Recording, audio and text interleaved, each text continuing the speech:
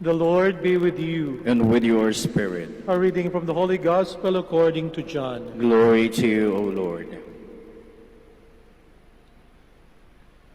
Mary Magdalene stayed outside the tomb, weeping.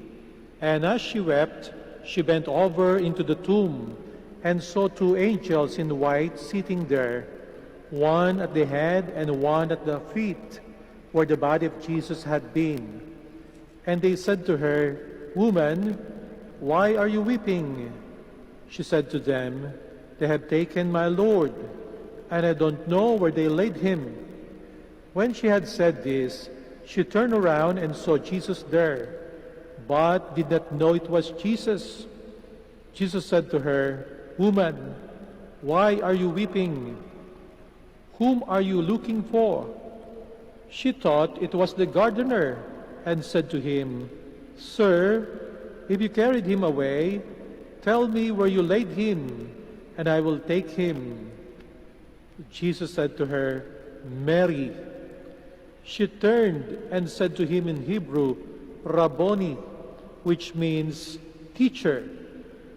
Jesus said to her, "Stop holding on to me, for I have not yet ascended to the Father.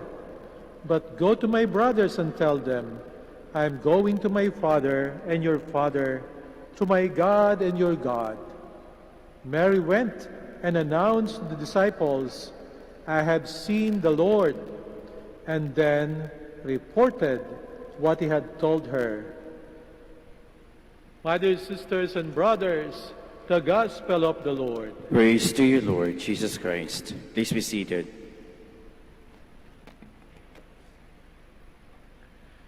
Maaaring makarelate tayo kay Maria Magdalena sa kanyang kalungkutan sapagkat mahal na mahal niya ang ating Panginoong Yesus.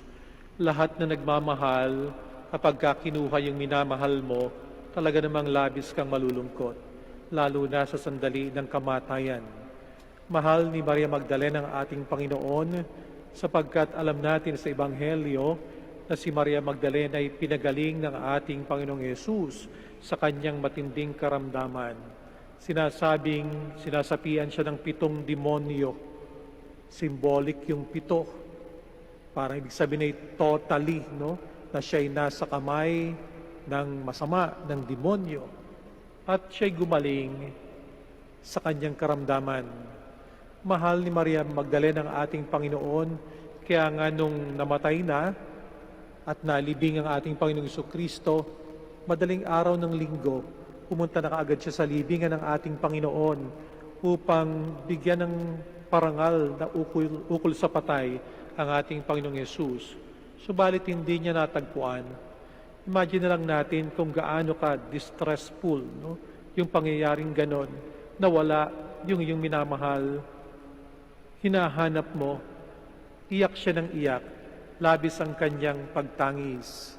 Subalit ang ating Panginoong Yesus, nandoon sa kanyang likuran, nakatayo na habang siya ay labis na nalulungkot. Hindi niya makilala sapagkat punong-puno ang kanyang mga mata ng luha. Napagkamalan pa niya ang ating Panginoong Jesucristo isang hardinero. Hindi niya makilala ang ating Panginoong Yesus sa sandaling iyon sapagkat siya nakatingin sa libingan, samantalang ang ating Panginoong Jesucristo ay wala na sa libingan, muli nang nabuhay. Hindi ba't maaaring makarelate din tayo sa sitwasyon na ito ni Maria Magdalena kapag labis ang ating kalungkutan, balot tayo ng pighati, maaaring hindi nating makita ang presensya ng Panginoong Diyos sa ating buhay. Para siyang nawawala. Maaaring ating kalungkutan natin ay sabihin natin na makasarili sapagkat actually, yung namatay nating mahal sa buhay ay patungo na sa ating Panginoong Diyos. Nandoon siya sa lugar na kung saan kaligayahan. Dapat ba natin ikalungkot kung alam natin na yung mahal natin sa buhay ay mas masaya sa piling ng Diyos? Ang ating kalungkutan kung minsan ay para sa ating sariling kapakanan. Paano ka malulungkot kung batid mo na Diyos ang kapiling ng iyong mahal sa buhay?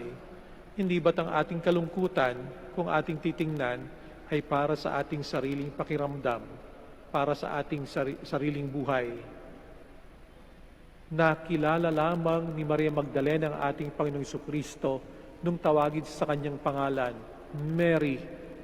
Sabi naman niya ay Rabboni, na ibig sabihin ay guro. Masarap pong isipin na kapag tayo ay batbat ng pasakit sa buhay, para tayong nakalugmok, lungkot na lungkot tayo, ang Panginoong Hesus pala'y hindi tayo iniiwanan. Nandiriyan lamang sa likod natin, katulad kay Maria Magdalena. Ang ating Panginoong Hesus, lagi tayong sinasamahan. Kailangan lang natin siguro mapakinggan yung kanyang tinig. Maaari siya'y nagsasalita, subalit hindi natin marinig sapagkat masyado tayong preoccupied nung kung anumang bagay na nagbibigay sa atin ng problema.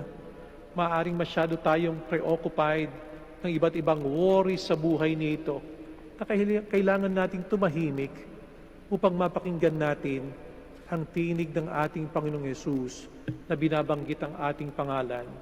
Waring sinasabi, nandirito lamang ako, pakiramdaman mo ako. Pagkatapos ng insidenteng iyon, ang inutusan ng ating Panginoong Jesucristo, si Maria Magdalena, na humayo at sabihin din ang mabuting balita na siya'y muling nabuhay doon sa ibang mga alagad.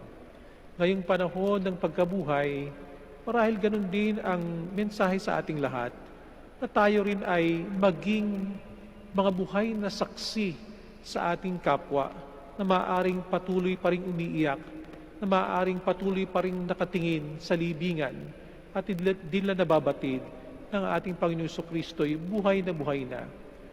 Tayo mga Kristiyanong dapat magpatotoo sa ating buhay na si Jesus kahit sa pabagong panahon ay nandiriyan.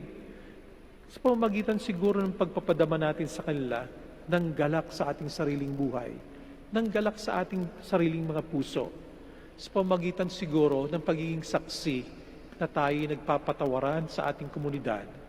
Kung makikita ng ibang tao na tayo mga taong pinatawad at patuloy na nagpapatawad, di po ba't ito'y palatandaan ng ating Panginoong Jesucristo'y buhay sapagkat sa konkretong pamamaraan nadarama nila ang grasya at kapayapaan sa kanilang mga puso. Panalangin po natin ang bawat isa na naway mabuksan ang ating mga mata, mabuksan din ang ating mga puso at maging buhay na saksi tayo sa ating kapwa-tao na ang ating Panginoong Diyos ay talaga namang buhay sa ating pang-araw-araw na pamumuhay.